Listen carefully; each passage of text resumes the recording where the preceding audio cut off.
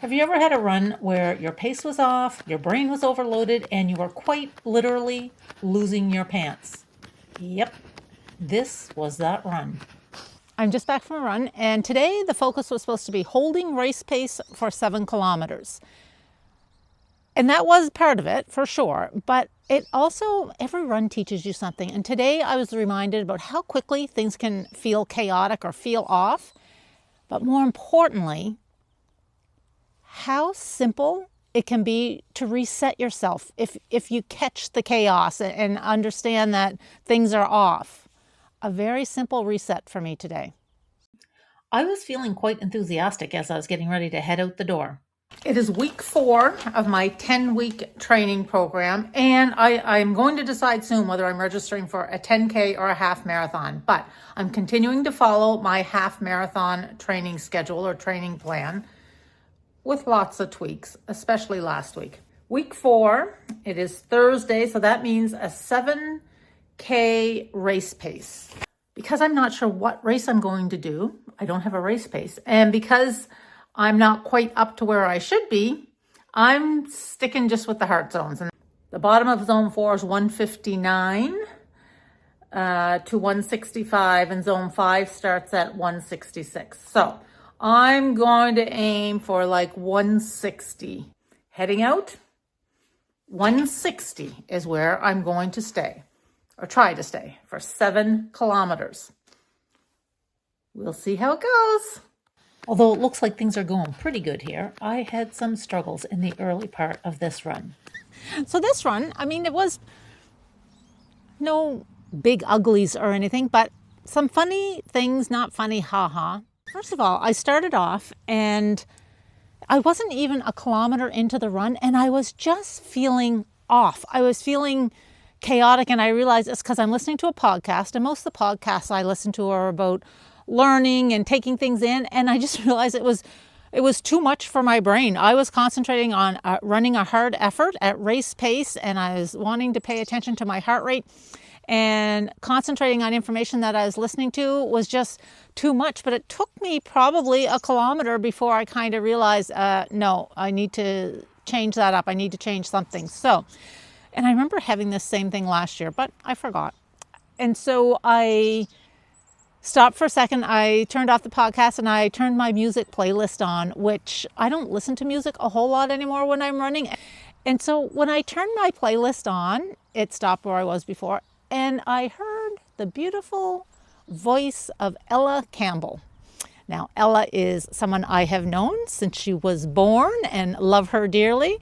Let me tell you, I know I'm biased, but you need to check out this amazing talent. When I heard her voice start to sing More Than Your Ford, it just reset and settled me. And I thought, yeah, this is what I need. This is what I need in my ear on this race pace. So thanks, Ella. And you really, folks, you should check her music out. I'll put a link down below. So I got going, I got back on track, and I had to stop shortly after that again because I was losing my pants.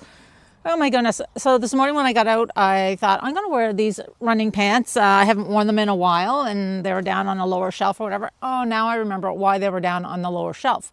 Because the waistband is really gone in them, and the tie doesn't stay tied. So I had to stop, I bet you probably 3 times to yank them up and tie them tighter throughout the run. So these will be not just stored on a lower shelf. I think they may have to be bid a fond farewell, because that is a bit of a nuisance when you're running. So check out your gear before you head out the door. So another little lesson for me, or another little reminder through this run, is I still have that tension in my body and in my brain about the whole back injury issue. And when I'm running at a hard effort, that's when I start to think, oh my gosh, am I pushing too hard? Am I going to aggravate that? Oh my goodness. And I know that's just something I have to work through. And so the back feels good. I mean, it is a little achy or whatever, but not anything unusual. And so I still have some work to do that I'm trying to get past that, but it did pop into my mind a few times. And the reason I want to pay attention to it is because if it's on my mind, then I'm tense. I know that creates tension in my body, and I may be tensing and not running with proper posture, all of that. And so I do still need to work through that worry of mine. I do have to stay mindful of it and listen to the signals, but I think I am creating imaginary signals in my brain about the back issue. So still some work to do on that, but it is getting a little bit better. And then the last thing, I was trying to keep my heart rate at 160 through this run, and it felt like the first few kilometers were feeling like a hard effort or whatever. And then around kilometer 4, I thought, oh, I think I'm kind of adjusting to it. I seem to be settling into it a little bit better, into a better rhythm. And I glanced at my watch, and my heart rate was down to 150.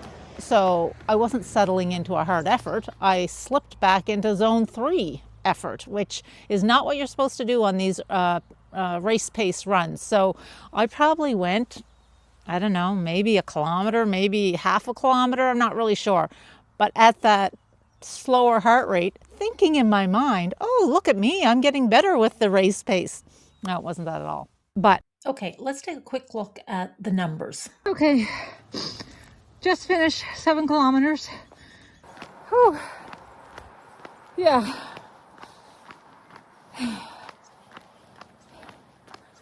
7 kilometers. I'm trying to peek at my watch here just as it's going through the motions. My pace was not under 6. God, does that say 680? No, that wouldn't be right. 623. I can't see.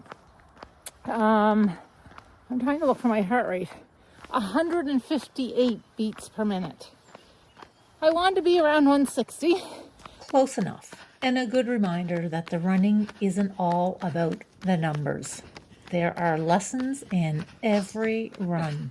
And there were a few in this one.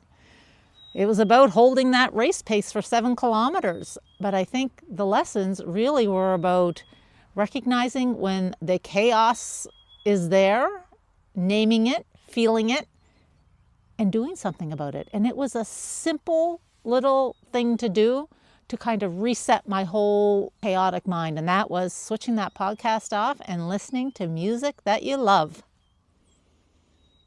What are you listening to?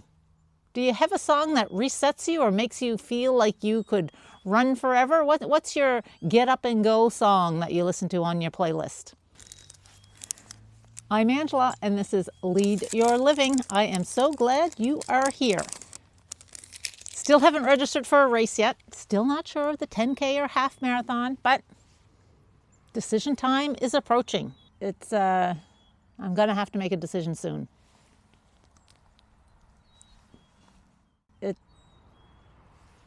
Keep moving, and I'll see you in the next video.